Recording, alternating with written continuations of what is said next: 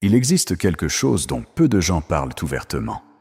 Tu peux être quelqu'un qui lit Dostoïevski pendant un week-end, qui résout des problèmes complexes au travail avant le petit déjeuner, qui comprend l'économie, la philosophie, la psychologie, l'ingénierie, l'art. Et pourtant rentrer chez toi et ne pas réussir à ramasser les vêtements du sol. Je ne peux pas expliquer cela de manière plus directe. L'intelligence qui te fait briller là-bas dehors peut être exactement ce qui te paralyse ici dedans. Et ce paradoxe, cet abîme entre la compétence que le monde voit en toi et l'incapacité que toi seul connais. Ce paradoxe n'est pas un accident. Quelqu'un a construit ce piège avec beaucoup de soin. Et aujourd'hui, je vais te montrer qui. Avant de parler de ce que j'ai compris en étudiant Jung, je dois te poser une question. Quelle est la sensation que tu as quand tu rentres chez toi et que tu trouves tout exactement comme tu l'as laissé hier? Pas de la colère, pas de la culpabilité. Il existe quelque chose de plus silencieux que cela. C'est une sorte de défaite résignée. La sensation de regarder une pile de choses et de comprendre que tu n'as pas l'énergie pour commencer. Pas d'énergie physique. L'énergie psychique. Cette chose que tu utilises pour prendre des décisions, pour initier un mouvement, pour te dire à toi-même « Maintenant, je vais faire cela ». Cette énergie s'est épuisée bien avant ton retour à la maison, et tu le sais. Mais ce que personne ne t'a expliqué, c'est qu'elle n'est pas partie toute seule. Elle a été drainée, délibérément, par un système qui a un intérêt précis à te maintenir exactement ainsi. Assez compétent pour produire, trop épuisé pour exister avec profondeur. Laisse-moi nommer ce que tu ressens avec plus de précision, parce que cela importe. Ce que beaucoup de personnes super intelligentes vivent par rapport à leur propre espace n'est pas de la paresse. C'est un épuisement spécifique.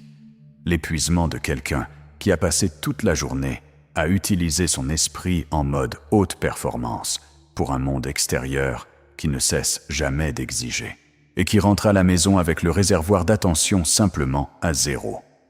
Le corps est là. La volonté théorique est là. La capacité pratique a disparu. Et la manifestation concrète de cela est très spécifique. C'est la chaise de la chambre qui est devenue un dépôt permanent de vêtements que tu sais exactement comment plier, mais que tu n'arrives pas à commencer à plier. C'est le courrier empilé sur la table que tu as lu mentalement plusieurs fois, mais que tu n'as jamais ouvert physiquement. C'est l'acte de prendre un objet, de le porter jusqu'à l'endroit correct, de te distraire en chemin et de réaliser 10 minutes plus tard que tu fais autre chose dans une autre pièce pendant que l'objet original est encore dans ta main. Ce n'est pas un désordre de caractère, c'est l'inconscient qui opère. Et il opère ainsi pour une raison que la psychologie analytique comprend d'une manière que la psychiatrie moderne refuse de regarder en face. Voici ce que le système ne veut pas que tu saches. La culture de la performance a créé une division que Jung aurait immédiatement reconnue comme un problème de persona. Elle t'a divisé en deux. Il y a le toi qui fonctionne dans le monde. Le toi de la productivité, de la compétence, de l'intelligence appliquée à l'externe. Et il y a le toi domestique, le toi privé, le toi qui habite l'espace où personne ne regarde. Le système investit toute ta formation et toute ta récompense dans le premier toi. L'école, l'université, le marché du travail, la culture du développement personnel, tout s'organise pour faire fonctionner le premier toi mieux, produire plus, rendre plus. Le second toi, le toi qui aurait besoin d'énergie pour habiter un espace avec soin et présence. Ce toi est littéralement épuisé par le fonctionnement du premier. Et quand le système médical regarde le résultat de cela, quand il regarde la maison en désordre, l'incapacité à organiser, l'oubli constant des tâches domestiques, que fait-il? Il nomme cela comme un trouble, met un sigle, prescrit une correction chimique pour que le premier toi fonctionne encore mieux. Et le second toi, le toi qui avait besoin d'espace pour respirer, celui-là continue d'être ignoré. C'est le méchant de ce scénario. Ce n'est pas une personne, C'est une architecture d'exigence qui draine la vie psychique des personnes les plus sensibles et les plus intelligentes, et qui ensuite les accuse pour le drainage. Dans ma lecture de Jung, ce qui se passe ici a un nom précis au sein de la psychologie analytique. C'est un problème d'énergie psychique mal distribué par la persona. Jung a décrit dans Tips psychologiques, publié en 1921, comment la psyché humaine fonctionne au moyen de fonctions, de modes de traiter le monde. Les personnes de haute intelligence ont tendance à avoir une ou deux fonctions très développées. La pensée, l'intuition, la sensation, le sentiment, et des fonctions clairement inférieures, sous-développées, reléguées à l'inconscient. La fonction qui s'occupe de l'espace physique domestique, qui perçoit l'ordre de l'environnement, qui ressent du plaisir à organiser des objets concrets, cette fonction est souvent dans l'ombre de celui qui a passé sa vie à être récompensé pour l'esprit abstrait. Et ce que Jung nous enseigne sur les fonctions inférieures, c'est qu'elles ne disparaissent pas. Elles restent dans l'inconscient personnel, et de là, elles interfèrent. Elles apparaissent comme des blocages, comme des incapacités inexplicables, comme la sensation de vouloir et ne pas pouvoir, de savoir et ne pas faire. Le désordre de la maison n'est pas un défaut de caractère. Dans la lecture jungienne, il peut être la fonction inférieure qui demande attention, la partie de la psyché qui n'a jamais été développée parce que personne ne l'a jamais valorisée, personne ne l'a jamais récompensée. Personne ne t'a jamais enseigné que prendre soin de l'espace physique que tu habites est une forme aussi légitime d'intelligence que résoudre un problème complexe. Il existe une différence que je dois établir ici avec beaucoup de soin, parce que le sens commun confond ces deux concepts tout le temps, et cette confusion cause une souffrance inutile. La différence est entre l'épuisement de la persona et l'ombre qui habite l'espace. L'épuisement de la persona, c'est ce qui arrive quand tu as tellement utilisé le masque de la compétence pendant la journée, qu'en rentrant chez toi, tu n'as plus d'énergie pour aucune fonction. Tu es vide. La maison en désordre est le résultat d'un réservoir qui a été consumé de l'extérieur. C'est différent de l'ombre qui habite l'espace, qui est quand le chaos de l'environnement est une expression active de contenu de l'inconscient qui cherche ta attention. Dans le second cas, le désordre a une qualité spécifique. Il est organisé d'une manière qui n'a de sens que pour toi. Les objets qui restent exposés sont symboliquement liés à des choses que tu n'as pas traitées. Il se peut que la pile de livres non lus soit une représentation physique de version de toi-même que tu as commencé et jamais terminé. Il se peut que les vêtements accumulés sur la chaise soient le symbole du moi que tu ne sais plus qui il est, après tant de temps à jouer des rôles externes. La différence entre les deux cas n'est pas morale. Aucun n'est meilleur ou pire. Mais comprendre lequel des deux opère en toi change complètement ce qui doit se passer ensuite. Si tu es arrivé jusqu'ici et que tu as senti que je décris quelque chose que tu connais bien, dis-le-moi dans les commentaires ci-dessous. Écris exactement ainsi. Mon esprit est là-bas dehors. Mon espace est ici dedans. Cette phrase est plus qu'un défoulement. C'est la reconnaissance d'une division réelle que le système a créée en toi. Lis aussi les commentaires. Tu verras que tu n'es pas seul dans cela. Beaucoup de gens super intelligents vivent exactement cette contradiction en silence. La lecture évidente sur ce sujet, celle que tu trouveras dans n'importe quel article de productivité, c'est que le problème est celui des habitudes.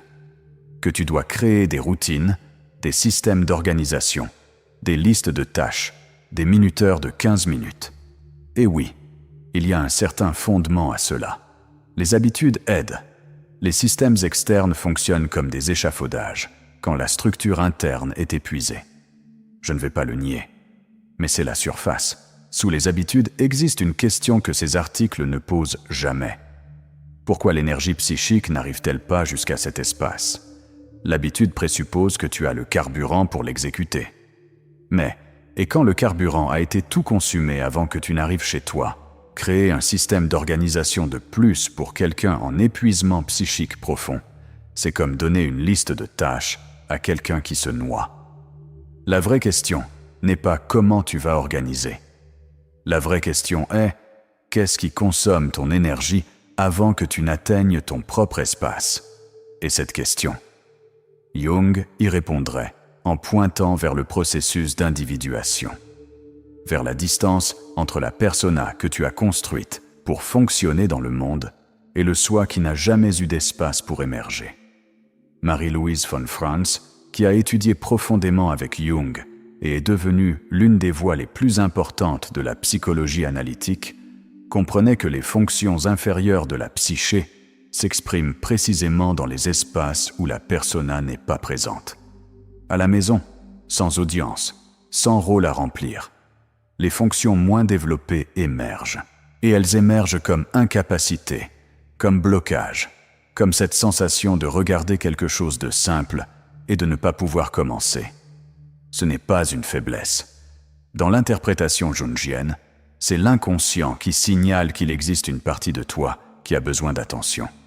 Une partie qui est restée dans l'obscurité, pendant que les fonctions valorisées par le monde brillaient dans la lumière. Je dois te dire maintenant quelque chose qui peut sembler dur, mais je vais le dire quand même parce que ce serait malhonnête de ne pas le dire. Comprendre tout cela ne va pas faire ranger la maison. C'est la vérité que les chaînes de psychologie facile ne disent pas parce qu'elle n'est pas réconfortante. Savoir qu'il existe une fonction inférieure qui opère, savoir qu'il existe un épuisement de persona, savoir que l'inconscient utilise l'espace physique comme langage. Cela n'élimine pas le poids d'ouvrir les yeux lundi matin et de voir la même pile de vêtements sur la même chaise qui était là hier. La connaissance change la relation au problème. Elle ne supprime pas le problème. Et c'est un chemin plus long que n'importe quel article de productivité ne l'admettra. Maintenant, je veux te poser une question qui va être inconfortable, et je te demande de la retenir au lieu de la rejeter. Parce que c'est une question avec laquelle j'ai moi-même dû rester assis longtemps avant de pouvoir regarder avec honnêteté. Existe-t-il une partie de toi qui utilise le désordre comme territoire? Pas comme résultat d'épuisement, mais comme affirmation que cet espace est le tien, que personne ne contrôle ce qui s'y passe, que le chaos est une forme de résistance à un monde qui t'exige de l'ordre tout le temps. Peut-être. Pour certaines personnes, le désordre de l'espace privé est le seul endroit où le contrôle externe n'entre pas. C'est l'ombre de l'autonomie, une manière tordue mais réelle de dire « J'existe en dehors de la performance que je fais pour tout le monde ». Si cela résonne, regarde avec curiosité, pas avec culpabilité. Parce que cette résistance est aussi le signe de quelque chose qui a besoin d'attention. D'un soi qui demande plus d'espace dans la vie visible, pas seulement dans le chaos invisible de la chambre. Si cette chaîne a atteint des endroits en toi que d'autres contenus n'atteignent pas, cela vaut peut-être la peine de rester ici. Abonne-toi à la chaîne, pas par obligation, par choix. Si ce que tu cherches est une manière de comprendre ta propre psyché avec une profondeur réelle, sans formule, sans promesse facile, c'est l'espace. Chaque semaine, il y a une nouvelle vidéo. Et chacune va à un niveau plus bas que la précédente. Jung a vécu une contradiction similaire à celle que nous décrivons ici. En 1913, après la rupture avec Freud, il a plongé dans une période que les historiens décrivent comme une confrontation volontaire avec son propre inconscient. Cette période a généré le Liber Novus, ce qui est devenu connu comme le Livre rouge. Pendant des années, pendant qu'il produisait pour le monde extérieur, maintenait un cabinet, écrivait, pensait, Jung consacrait des heures à la création de ce qui était essentiellement une cartographie de son propre espace intérieur. Et sa famille, les héritiers, ont gardé ce livre loin du public pendant presque un siècle. Il n'a été publié qu'en 2009. Ce qui m'intéresse dans cette histoire pour ce que nous discutons ici, c'est que Jung comprenait, par expérience propre, que l'espace intérieur non organisé n'est pas une faiblesse. C'est un laboratoire. Il a construit physiquement une tour de pierre à Bollingen dans les années 1920. Un lieu sans électricité, sans confort moderne, où il cuisinait, coupait du bois, sculptait la pierre. Un espace d'apparence chaotique du point de vue externe, qui était pour lui le lieu de plus grande intégration psychique. Il a compris qu'habiter un espace de manière présente, même imparfaitement, est un acte d'individuation. C'est différent d'habiter un espace comme résultat d'un effondrement. Cette distinction est ce qui me semble le plus important à retenir d'ici. Il y a une différence radicale entre le désordre comme expression de processus créatifs et de présence psychique, et le désordre comme résultat d'épuisement, de personas qui aspirent toute l'énergie disponible, de complexes autonomes qui séquestrent l'attention avant qu'elle n'atteigne l'espace domestique. Le premier peut avoir de la qualité. Il peut être le signe d'une psyché vivante, en processus, en mouvement. Le second est le symptôme d'une psyché qui est consumée de l'extérieur vers l'intérieur, sans remplacer ce qu'elle perd. Identifier dans lequel des deux tu es, c'est le vrai travail. Et ce travail ne se fait pas avec un minuteur de 15 minutes. Si quelqu'un dans ta vie vit cette contradiction en silence, si tu connais quelqu'un de super intelligent qui semble fonctionner parfaitement dans le monde extérieur et s'effondre complètement quand il s'agit d'habiter son propre espace, envoie cette vidéo à cette personne. Pas comme diagnostic, comme reconnaissance. La sensation d'être vu dans une contradiction que personne ne nomme change quelque chose que les mots de réconfort ne changent pas. Et le like ici en bas est petit, mais il fait circuler ce contenu. Chaque like dit à l'algorithme que ce type de profondeur a une place sur YouTube. Et il en a une. Appui. Ceci est la première vidéo de cette chaîne. Et j'ai dû m'arrêter ici un moment avant d'écrire cette conclusion. Parce qu'il y a quelque chose que je veux dire à celui qui est arrivé jusqu'à la fin de cette conversation. Tu n'es pas arrivé ici par accident.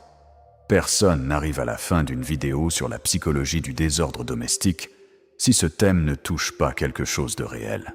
Tu es resté ici parce que tu as reconnu quelque chose. Et cette reconnaissance est déjà le début d'un processus.